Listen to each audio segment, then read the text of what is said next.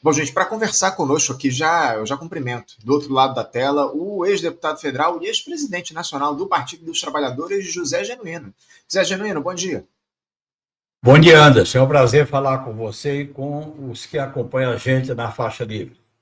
Prazer é sempre nosso, viu, Genuíno, te receber aqui. Eu quero agradecer novamente a tua presença aqui para fazer esse papo conosco. Temos muitos temas importantes aqui para tratar contigo, Genuíno. Primeiro, como de costume, eu peço aos nossos convidados uma análise do cenário conjuntural, né? O governo do presidente Lula segue aí enfrentando essas dificuldades desde o início do ano, essa ampliação aí das dificuldades em relação, especialmente à popularidade do governo. O presidente vem perdendo um pouco da confiança dos brasileiros na sua gestão, enfim, as pesquisas de opinião têm mostrado isso. O governo tenta reagir ali com essas medidas, uma delas que eu indiquei ainda há pouco, essa tentativa de isentar o imposto de renda dos brasileiros que recebem até R$ 5.000, enfim, algumas medidas ali para recuperar a popularidade. Ainda um pouco os resultados aí, a gente percebe as pesquisas de opinião ainda mostram o Lula em descrédito com os brasileiros. Temos um momento importante onde o bolsonarismo pede a anistia dos crimes cometidos lá durante o 8 de janeiro. O governo ainda enfrenta mais esse tipo de pressão, né? Já que a Câmara dos Deputados avalia aí a possibilidade de colocar essa discussão em pauta. O presidente da Câmara, Hugo Mota, inclusive, ele é muito pressionado pelos deputados que dialogam com a extrema-direita, enfim. Eu queria te ouvir, Eugenino, a respeito de como é que você vê o governo no momento como esse. Daqui a pouco a gente vai falar até sobre uma fala da ex-presidente do partido, a Gleisi Hoffmann, presidente licenciada, que agora é ministra das Relações Institucionais, uma fala a respeito dessa questão da anistia. Daqui a pouco a gente vai tratar disso. Mas como é que você vê esse momento que o governo Lula vem passando diante de todas essas pressões e essa situação, esse discurso aí, essa tentativa de se aprovar uma anistia, Eugenino? Bem, Anderson, eu quero dizer uma preliminar. Eu não acredito em pesquisa idônea, nem em imprensa neutra. Essa é uma preliminar, seja quando ela é favorável, seja quando ela é desfavorável. Eu acho que as pesquisas indicam que as expectativas da maioria da população em relação ao governo Lula era muito maior do que o que ele está entregando.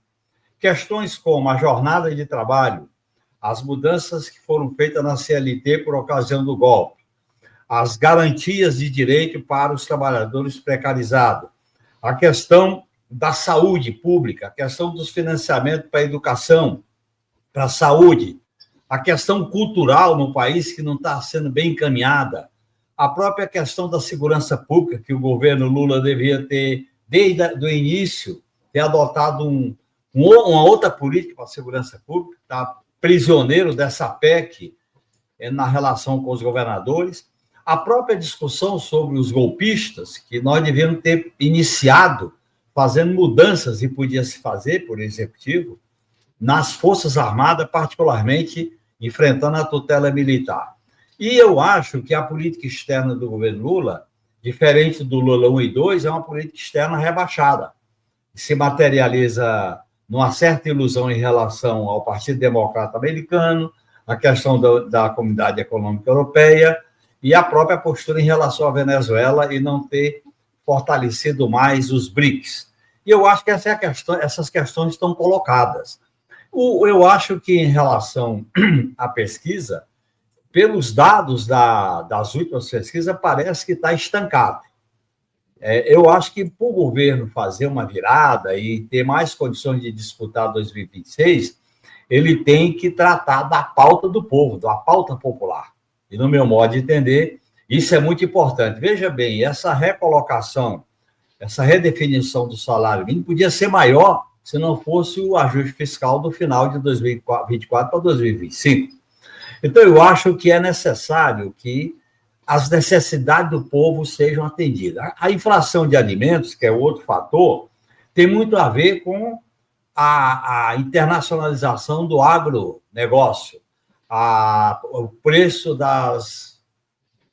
dos produtos alimentícios internacionalizados, os insumos. Portanto, eu acho que essa questão tem que ser enfrentada, além do que o governo já anunciou, mas com uma medida mais radical, que seria investir nos estoques reguladores. e fazer o que alguns governos, particularmente o da Espanha e o do México, mas particularmente o da Espanha, que é um governo de centro-esquerda, estabeleceu limite para o reajuste dos aluguéis, né? Então, eu acho que precisa tomar algumas medidas que atinjam os interesses dos oligopólios. No meu modo de entender, o governo tem que fazer uma inflexão para atender a pauta das necessidades do povo. Se a gente ficar prisioneiro do arcabouço fiscal, ficar prisioneiro da financiarização da Faria Lima, ficar prisioneiro dos monopólios, ficar prisioneiro do agro, nós vamos dizer assim, sobreviver enquanto governo, mas a situação para 2026 pode se complicar. Então, eu acho que o governo tem que fazer um rearranjo do ponto de vista de medidas mais à esquerda. É o que eu defendo também em relação ao Partido dos Trabalhadores, fazer um movimento à esquerda com uma certa autonomia em relação ao governo para pressionar, para cobrar, porque na medida em que o governo é prisioneiro de uma frente amplíssima e de um rebaixamento do programa, é necessário um bloco que possa pressionar, fiscalizar e exigir mudanças mais significativas para atender as necessidades do povo. Esse é o problema que nós temos que enfrentar com a estagnação das pesquisas em relação à aprovação do governo Lula. Agora, o Genuíno, você citou um tema que a gente discutiu, inclusive, aqui no programa na última semana, que é esse da segurança pública, né? Esse, inclusive, já tem sido colocado como os brasileiros como o principal problema em relação ao país. Passou a questão da economia e segurança pública é a principal preocupação dos brasileiros nesse momento. A gente vê aí alguns discursos de figuras do próprio PT no sentido de recrudescer essa atuação do executivo em relação à segurança pública. O vice-presidente nacional do partido, Washington Quaquá, prefeito de Maricá, aqui no Rio de Janeiro, enfim, uma figura que dispensa comentários, tem feito declarações para lá de polêmicas em relação a isso. Fala que bandido bom é bandido morto, fazendo arminha, o símbolo da arminha aí na TV, enfim. O próprio senador Fabiano Contarato tomou uma posição questionável recentemente em relação a isso. Disse que a esquerda precisa abandonar, ou o governo Lula precisa abandonar o romantismo nessa discussão sobre a segurança pública no país. Enfim, ele apresentou, inclusive, um texto, um pacote de 12 projetos de lei lá no Senado para, segundo ele, combater a impunidade. A gente sabe muito bem que o sistema da segurança pública é uma bandeira histórica importante da esquerda, no sentido de estabelecer um diálogo justo em relação a esse tema. Como é que você vê essa postura do governo no que diz respeito à segurança pública, que, como eu citei mais uma vez, é a principal preocupação dos brasileiros hoje, e principalmente essa postura de algumas figuras ligadas ao PT defendendo um recrudescimento do diálogo a respeito desse tema? Olha, eu trabalhei com esse tema quando fui deputado e quando fui presidente do PT. O PT elaborou um projeto de segurança pública para o Brasil. E esse projeto foi elaborado em 2002. E esse projeto está escrito que a gente defende o Sistema Único de Segurança Pública, defende uma segurança pública separado das Forças Armadas, portanto, tem que haver uma desmilitarização da segurança pública e entender que o governo devia ter criado o Ministério da Segurança Pública no início do governo Lula III, ter criado uma Guarda Nacional para cuidar de áreas críticas, como fronteira, área portuária, a área dos portos, e devia ter construído a viabilização do Sistema Único de Segurança Pública, que é o modelo do SUS. Você cria a Polícia Nacional, que seria uma Guarda Nacional desmilitarizada, dirigida por um civil, em parceria com as PMs, com as polícias civis e com as guardas municipais, estabelecendo diretrizes. Segurança pública é força, não é violência. Segurança pública é inteligência, segurança pública é antecipação.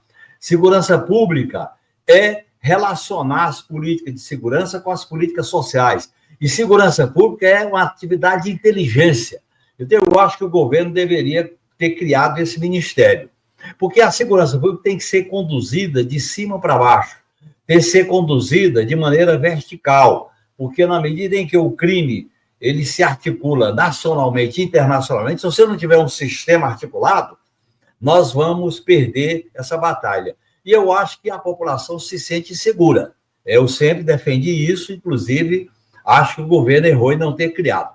A PEC da segurança pública é positiva, mas até aprovar, até ela entrar em vigor, e principalmente que com alguns governadores que são tutelados pelas PMs, é disso que se trata, inclusive o nosso da Bahia, o do Rio de Janeiro, aqui de São Paulo, e outros estados, que as PMs adquiriram um poder para tutelar os governadores.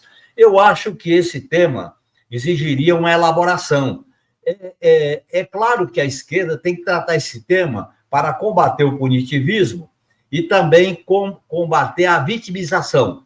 Nós temos que tratar a questão da segurança pública como um problema imediato, concreto, utilizando uma outra doutrina, uma interferência nas academias, integração das polícias, integração do banco de dados e, evidentemente, mexer na questão da formação, porque a segurança pública ela se baseia, primeiro mata, primeiro prende, principalmente com alvo, que é a população jovem, preta, negra e a população pobre. Então, eu acho que a gente devia fazer alterações profundas nesse tema. E é importante, eu lembraria para alguns companheiros do PT, que olhassem o documento elaborado em 2002, eu, inclusive, fui candidato a governador de São Paulo, que se chama Projeto de Segurança Pública para o Brasil. Nós tentamos viabilizar com Luiz Eduardo Soares, com Márcio Tomás Basto, com alguns companheiros do Rio de Janeiro que participaram da elaboração desse programa, e eu acho que a gente não tem tratado corretamente o problema da segurança pública. Segurança pública, separar violência de força. Força é uma coisa, violência é outra. Então, nesse sentido, o monopólio da violência não pode orientar a segurança pública, que é a tragédia que está acontecendo desde o roubo de celular até sequestro, até feminicídio, vai por aí afora. E há um dado novo, complicado, que é a formação das milícias e do poder paralelo do crime organizado, que é uma espécie de braço do Estado para controlar áreas e estabelecer o poder dessas milícias. Eu acho que o governo devia agir com mais clareza, com mais foco na questão da segurança pública. Tá certo.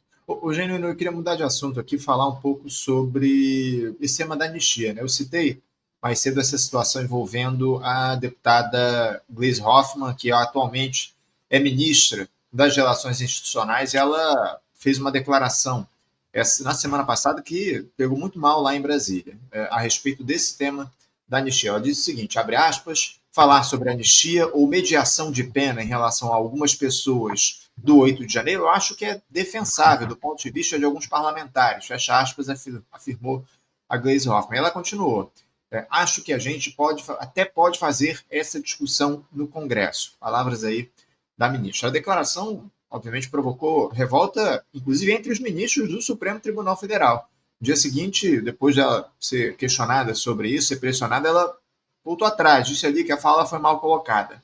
Abre aspas, entendo sim que esse debate pode e deve ser feito na sociedade, inclusive no Congresso, como já vem acontecendo, de fato, mas sem interferir na autonomia do Poder Judiciário. Reafirmo minha crítica ao PL da anistia e seu substitutivo, que visam a impunidade de Bolsonaro e dos comandantes do golpe. Fecha aspas, disse a Gleisi Hoffmann. Genuíno, o que leva a esse tipo de declaração? Está faltando um pouco mais de cuidado das figuras de destaque do Partido dos Trabalhadores em relação a isso? Olha, eu prefiro ficar com a reformulação que a Gleisi fez da sua declaração. A questão da anistia, a anistia no Brasil sempre foi tratada como uma espécie de negacionismo, uma espécie de amnésia, uma espécie de esquecimento, coisa que aconteceu em 79, com a figura dos crimes conexos. Vinha com o Juscelino em 55, quando ele anistiou os militares da tentativa de golpe contra ele, e esses militares fizeram o golpe em 64. A mesma coisa, não se puniu os militares que deram o golpe em 64, e eles deram o golpe em 2016 e foram para a tentativa da intentona golpista de 23. E é interessante observar, Anderson, que a cúpula militar sempre achou que podia dar golpe. Você vê as declarações do Juarez Távora no livro de memória, Cordeiro de Farias, Odílio Denis, vários militares que afirmavam que se orgulhavam de ter feito atitudes golpistas com Vargas, com Juscelino, com Jango e por aí afora. Então, eu acho que nós temos uma oportunidade histórica, que é julgar, prender, sem anistia, os golpistas. E é histórico porque tem 5 4 estrelas, né? 5 4 estrelas no núcleo central. E eu acho que a luta sem anistia é uma bandeira importante, deve unir todas as forças progressistas numa campanha. Eu estou participando agora de uma campanha pelo plebiscito em relação à jornada, em relação ao sem anistia, em relação à taxação dos super ricos, até setembro de 2025. Nós estamos articulando. Nós temos que discutir a questão da anistia nas ruas. O Supremo está cumprindo um papel? Está sim, porque o relatório da PGR e a denúncia do Alexandre de Moraes, ela está muito contundente, tá certo? Agora, vai haver uma tentativa da boia. O Fux deu uma boia para o pessoal, com a figura da Débora. A Débora não estava lá por causa do batom, ela estava lá por causa do acampamento, ela estava lá para ir para a Praça dos Três Poderes, estava lá para fazer golpe. O batom é apenas um detalhe. E eu acho que essa tentativa de desqualificar a posição do Supremo em relação a algumas condenações acaba dando uma mão para que, quando chegar na cúpula, na dosimetria das penas, buscar aquele famoso jeitinho vamos dizer, da impunidade, da conciliação. Eu acho que a gente tem que ter essa preocupação. Por isso que eu acho que foi uma declaração infeliz. Felizmente, ela reformulou e nós temos que fazer uma campanha política. Agora, essa campanha política de prisão e sem anistia, antes, ela tem que vir acoplada com uma plataforma de reformas institucionais no país. A institucionalidade nossa é oligárquica capenga. Nós temos que fazer uma luta para reformar o papel das Forças Armadas, a segurança pública, nós já tratamos disso aqui, e mudar o sistema eleitoral e partidário. Com esse sistema eleitoral e partidário que está aí, e orçamento secreto, emendas individuais e voto uninominal, o Congresso vai ser controlado pela oligarquia. Eu acho que esse é o grande problema que a gente enfrenta na institucionalidade brasileira. Além do Poder Judiciário, que está cumprindo, nesse momento, um papel importante. Agora, lembrar, Anderson, o Poder Judiciário criou um monstrinho. Quando o Poder Judiciário dirigiu a criminalização da política, nós fomos vítimas disso, o PT, estimulou. Aí depois o monstrinho virou monstrão. E agora ele enfrenta o Poder Judiciário porque ele quer governar sem limite. A extrema-direita no Brasil, nos Estados Unidos e na Europa quer governar sem limite. E quando o Judiciário impõe alguns limites, você tem um conflito. Portanto, nós temos que analisar esse contexto para discutir a campanha do sem anistia e prisão dos golpistas.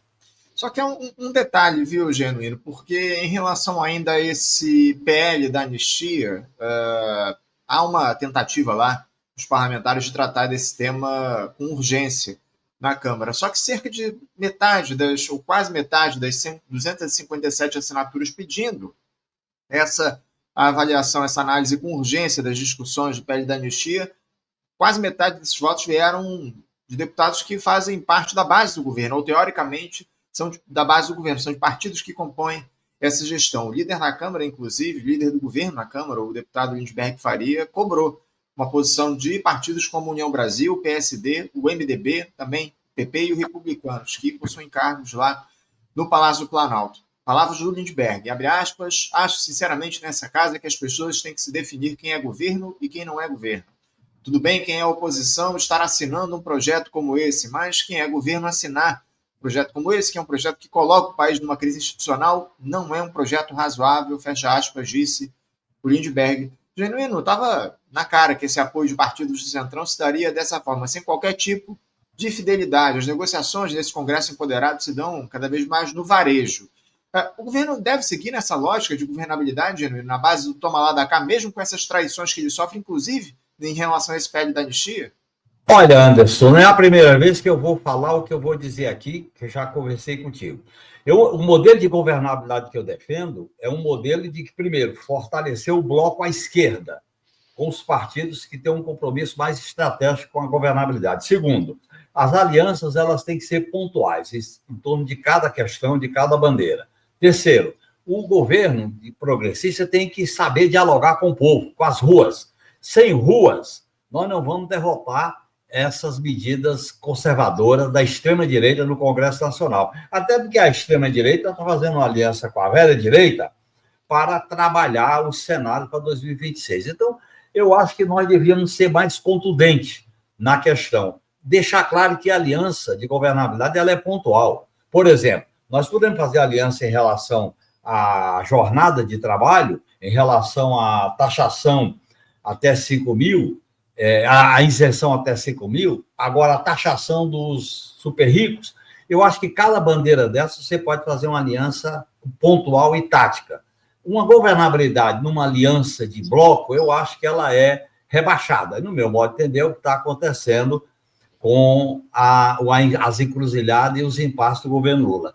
Então, eu acho que essa questão da anistia há um clima favorável. Eu participei da passeata aqui em São Paulo, tinha no mínimo 10 mil pessoas, convocada pelo Povo Sem Medo e pela Frente Brasil Popular, e eu acho que o PT devia ter se empenhado mais na convocação daquela manifestação do dia 30, e eu acho que nós temos que fazer essas campanhas com as bandeiras populares, junto com a defesa da radicalização da democracia e reforma nessa institucionalidade. No caso da anistia, eu acho que nós vamos viver um momento interessante. Esses processos vão ter publicidade, vão ter acompanhamento da população. Eu acho que as denúncias são muito contundentes e eu acho que nós podemos, em vez de ficar só torcendo pelo Poder Judiciário, a gente tem que fazer o debate na sociedade, nas ruas, em torno de combater o sem anistia. Eu acho que a maioria do Congresso é de direita, é de extrema-direita e de direita. Por isso que eu acredito em alianças pontuais, para aquela bandeira. O núcleo da governabilidade tem que ser uma postura mais à esquerda. Eu sempre defendi esse modelo pela minha própria experiência no parlamento, quando o PT era oposição. Então, eu acho que é por aí que a gente tem que fazer essa campanha. A esquerda tem que se unir em torno de bandeiras em que ela possa enfrentar, ela possa criticar, ela possa exigir, ela possa, inclusive, fazer um trabalho de pressão sobre o Congresso Nacional. Eu acho que é por aí que a gente sai desse impasse que vai acontecer caso a lei da anistia seja votada. Porque essa lei da anistia, inclusive, é inconstitucional, que ela está sendo votada antes de condenar. É o pior modelo, é o modelo mais autoritário de anistia. É uma autoanistia para quem deu golpe. Pô. Isso aí é um absurdo. Eu acho que a gente tinha que deixar mais claro esse posicionamento. Genuíno, em relação a essa questão da governabilidade que você levantou aqui, eu concordo plenamente. Parece que o governo do presidente Lula pretende mudar a estratégia que ele vem tomando, porque, não por acaso, o Lula nomeou aí, ou pelo menos indicou para o Ministério das Comunicações, no lugar do Juscelino Filho, enfrenta ali um problema, foi denunciado pela PGR ao Supremo Tribunal Federal. O Lula indicou para o lugar dele o deputado Pedro Lucas, também do União Brasil, mantendo a cota do partido lá no Palácio Planalto. Só que esse deputado Pedro Lucas, que é uma figura importante do partido na Câmara, ele disse que já avisou que vai ouvir os seus correligionários antes de aceitar essa indicação. Há uma pressão grande, inclusive, dentro do União Brasil, para que ele rejeite esse posto, essa indicação para o Ministério das Comunicações.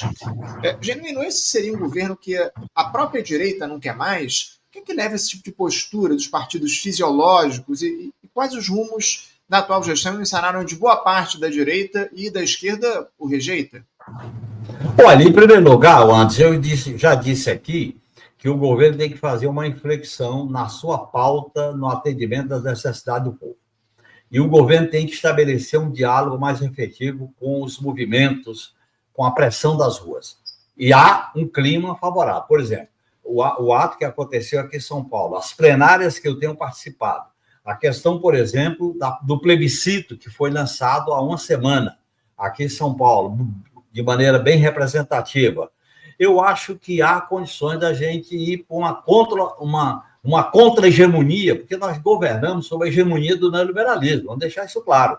O credo neoliberal da financiarização, do agronegócio, das privatizações, da austeridade fiscal, e o governo fez uma puta concessão no arcabouço fiscal, que ele é prisioneiro dessa concessão desde o início do governo, eu acho que tem que ser enfrentado. E é por isso que eu estou defendendo, na minha relação com os movimentos e dentro do PT, uma política de enfrentamento democrático. E eu acho que a governabilidade não pode ficar só. Veja o exemplo do México, veja o exemplo da Colômbia, veja um pouco o exemplo da França na articulação da esquerda. Você tem que fazer uma governabilidade tensionada. A governabilidade do presidente Lula, ela é uma governabilidade fria. Você tem que ter uma governabilidade quente, no sentido de defender mudanças estruturais, porque a crise é profunda e nós não vamos curar as feridas com esparadrapo e bandeira. Tem que fazer algumas cirurgias, algumas rupturas. Claro, dependendo da correlação de força, dependendo da mobilização da sociedade. E eu acho que essa é a discussão que nós temos que fazer. Eu acho que o Lula, a própria pesquisa indica que ele ganha em qualquer cenário, ele ganha a eleição. Eu acho que a possibilidade dele ser candidato é viável. Eu acho que para um projeto de esquerda, a gente não pode imaginar um projeto de esquerda sem uma aliança com Lula, sem uma relação com Lula. Isso seria a gente cair numa certa só marcação de posição, porque o que vem é uma extrema-direita que vai vir com a faca nos dentes. Eu acho que nós temos que fazer uma pressão para que o governo faça uma mudança de pauta e dispute a eleição de 2026, que eu acho que é fundamental para a gente enfrentar a extrema-direita fascista. Porque o mundo de hoje, o Brasil, tem o risco da extrema-direita como força hegemônica. Inclusive, ela polariza para atrair a velha direita, como o Walter Pomar chama de gourmet. Quer dizer, é esse problema. Nós temos que enfrentar duas direitas. E eu acho que esse é o problema que está colocado para a esquerda brasileira, na relação com a possibilidade do Lula disputar a reeleição em 2026.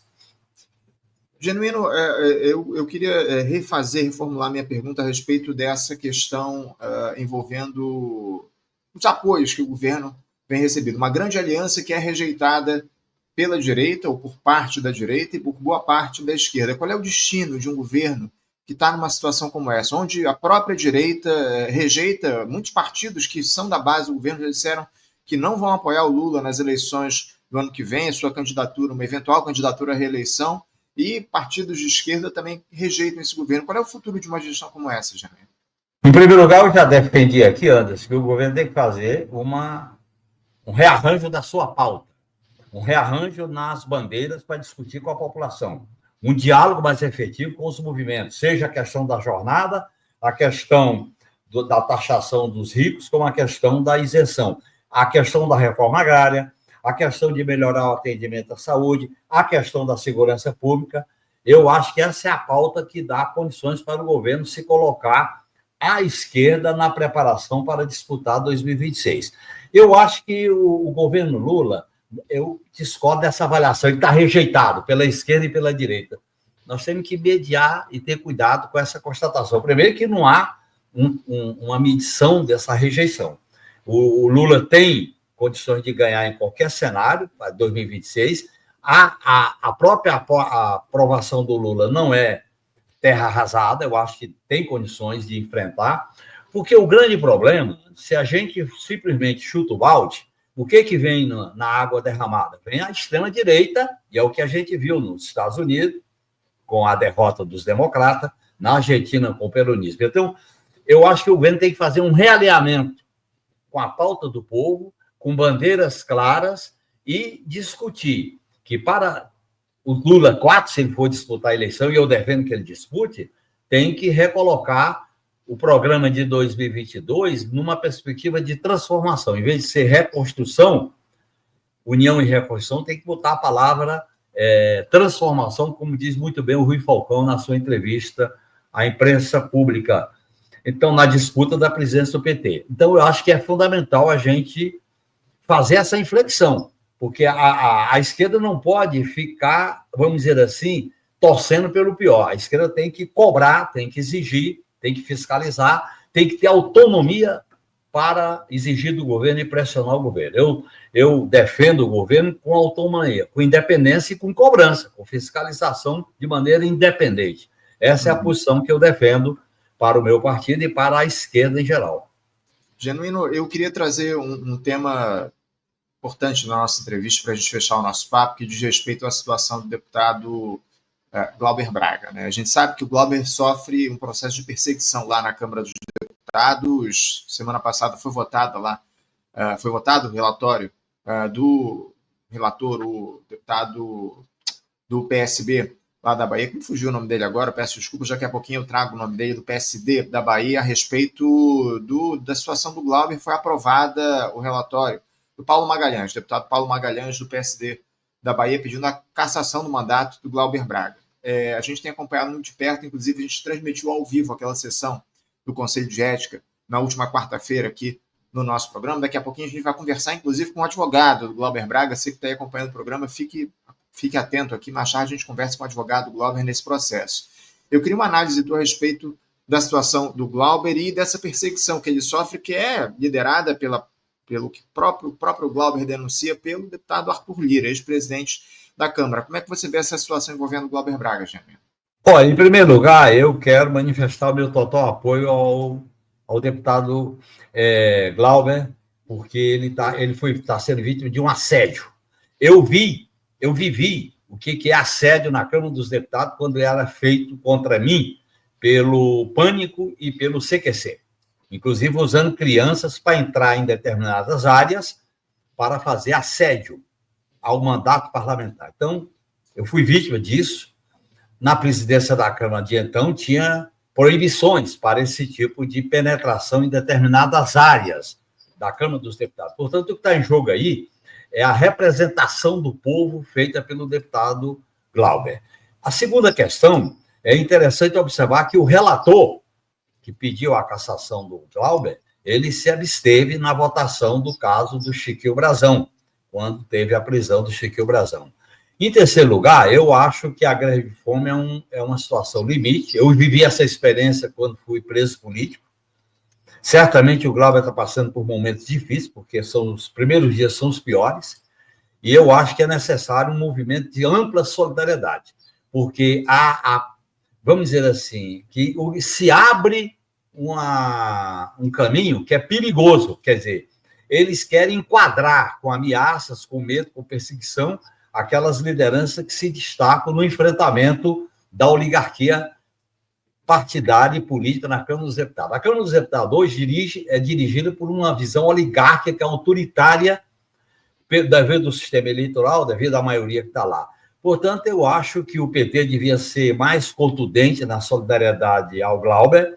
Eu acho que o governo, mesmo respeitando o parlamento e a relação de autonomia, devia ter uma atitude de solidariedade política, porque o que está em jogo ali, independente de avaliar a motivação, é a defesa do mandato parlamentar. É um caso tipo da imunidade parlamentar. A imunidade parlamentar é para o político exercer o mandato.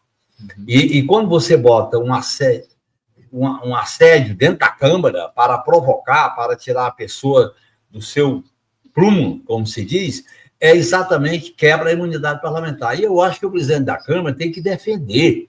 Olha, Anderson, eu vivi muitos episódios da Câmara, episódio de confrontação, episódio até de tapa, episódio de fechar o plenário. Nós fazemos, o plenário é sagrado, as instalações da Câmara, o deputado é livre, e ninguém pode entrar lá para chutar o deputado. O Ulisses Guimarães usava muito da Constituinte, entre o pessoal da sandália havaiana e o pessoal da gravata. E ele permitia que entrasse, mas respeitando o ritual. O problema é que essa direita hoje não tem ritual. E eles criaram uma situação tal de provocação e de assédio contra o Glauber. Então, eu acho que nós temos que fazer um amplo movimento de solidariedade ao Glauber, com a bandeira de Glauber fica, e é isso que os partidos, esse movimento é dos partidos à esquerda, né? Dos movimentos sociais, porque se abre essa exceção para punir quem é rebelde, quem é contundente, você vai criando uma domesticação da atividade parlamentar e quebra com a ideia do parlamento como uma casa plural, uma casa de debate, uma casa de confrontação política. E é um absurdo que eles fazem, porque eu vivi grandes confrontações na Câmara que não chega... esse negócio do Glauber não chega nem perto. E E é tanto que a cassação de mandato, porque um cara assediou o deputado, isso é um absurdo. Isso é um absurdo. Então, nós temos que denunciar isso aí. Genuíno, sim, eu citei aqui ainda há pouco que a figura que lidera essa perseguição ao Glauber lá na Câmara dos Deputados é o Arthur Lira, ex-presidente da Câmara, diante dessa distribuição de recursos do orçamento secreto. O problema é que o Lira ele segue como uma figura prestigiada frente ao presidente Lula. Lira foi a uma viagem oficial à Ásia com o Lula poucas semanas atrás, inclusive foi indicado relator na Câmara, numa comissão que vai discutir essa isenção do imposto de renda para quem recebe até R$ 5.000 por mês, que é talvez a pauta mais importante do governo nesse momento, a partir de um pedido, inclusive, do próprio Lula. Lula que pediu lá o presidente da Câmara, Hugo Mota, para indicar o Lira como relator dessa proposta.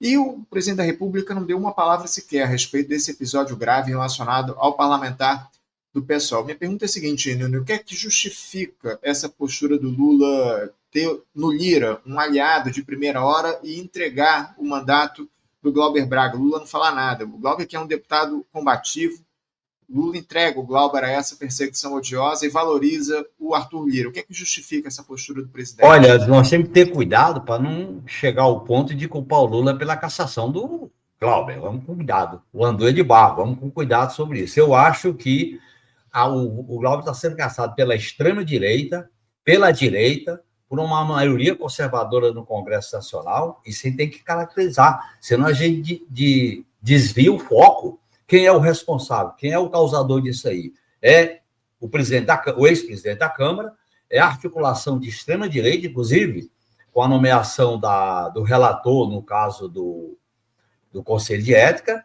É claro que eu acho que, em relação à solidariedade e o apoio ao Glauber, tem que haver. Agora, também não vamos achar que por trás dessa perseguição está o Lula. Eu não vou por essa visão, porque eu acho que não é correta. Eu acho que nós temos que fazer um movimento de pressão. Ele está sendo caçado, ele está sendo punido, ele está sendo perseguido pela extrema-direita, porque ele se confrontou, seja na questão das atitudes que vinha de antes do orçamento secreto e das próprias emendas individuais que deu aquele processo do Supremo Tribunal Federal. Eu acho que a questão é política mais geral, para a gente viabilizar um movimento de solidariedade ao Glauber. A luta do Glauber, a bandeira de Glauber fica, não pode ser uma coisa só nós.